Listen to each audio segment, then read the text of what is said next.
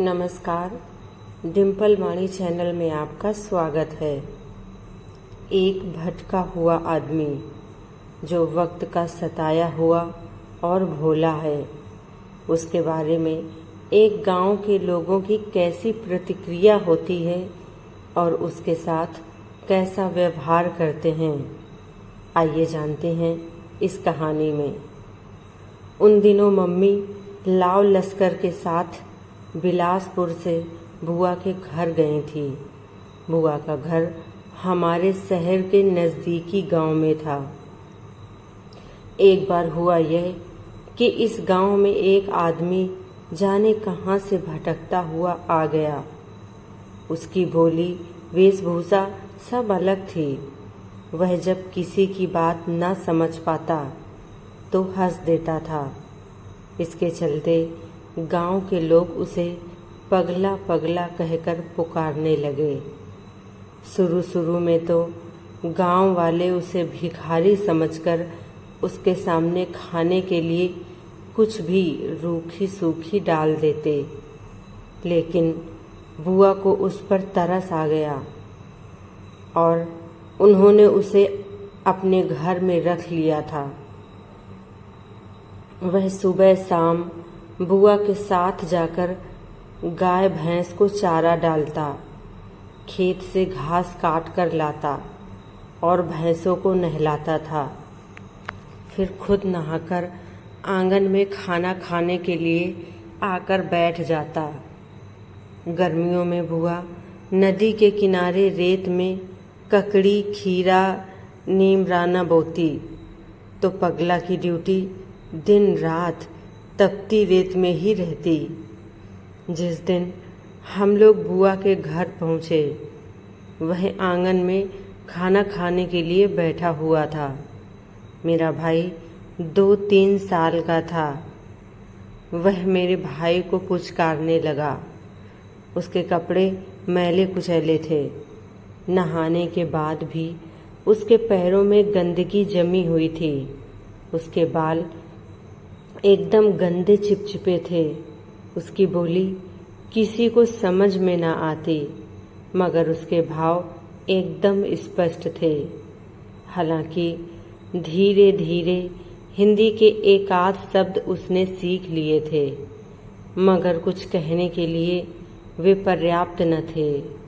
बुआ जानती थी कि पगला पागल नहीं है, वह तो बस वक्त का सताया हुआ और भोला है। बुआ ने 2 जोड़ी कपड़े भी पगला को सिलवा कर दे दिए थे, मगर यहाँ गांव के लोग कुछ और ही सोचते थे। बहुत सारे लोग तो बुआ से इसीलिए जल भुन जाते थे कि अब उन्हें मुफ्त का नौकर मिल गया था। हालांकि बुआ उसे बचा खुचा और झूठा ही देती थी, लेकिन बेचारे पगला को कैसे भी रखो, उसने कभी कोई शिकायत करना नहीं जाना था। पगला को आए 2-2.5 साल बीत चुके थे। अब तो बुआ का कोई भी काम पगला के बिना चलता ही न था। सुबह शाम उठते बैठते बुआ चिल्लाती रहती, पगला ये कर दे, वो कर दे। पगला को सारे जानवरों की जिम्मेदारी सौंपकर बुआ दिन भर खाली रहने लगी थी।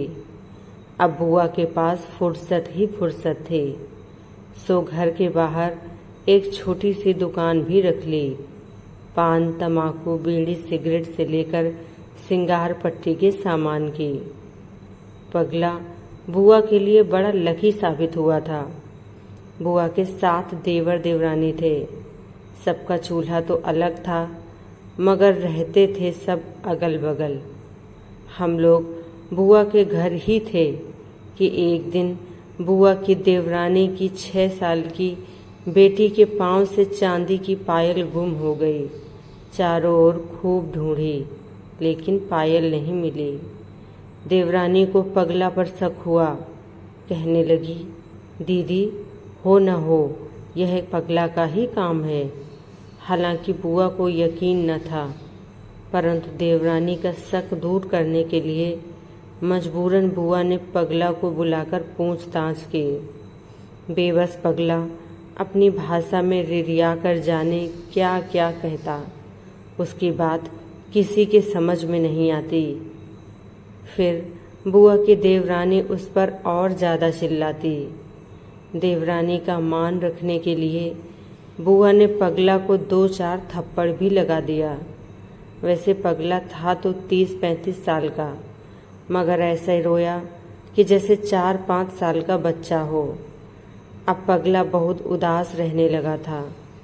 जब कई दिन बीत गए, इसी तरह मुंह लटकाने के कारण बुआ ने उसे 2-4 बार डांटा भी, मगर थप्पड़ उसके दिल पर चोट कर गया था। कुछ दिन बाद वह एक रात कहीं चला गया। बुआ ने उसे बहुत ढूंढा, मगर न मिला। फिर एक दिन चांदी की पायल भी अनाज वाले ड्रम के पास अंधेरे में पड़ी मिल गई। अब बुआ को अपने किए पर पछतावा हुआ।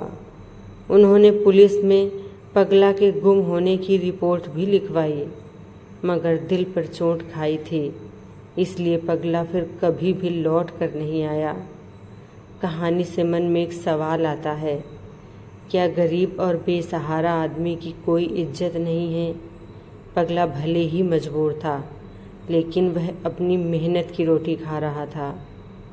अगर आपको हमारी ये स्टोरी पसंद आई हो तो प्लीज़ अपने फ्रेंड्स को भी शेयर कीजिए और कमेंट करके बताइए कैसी लगी आपको ये स्टोरी।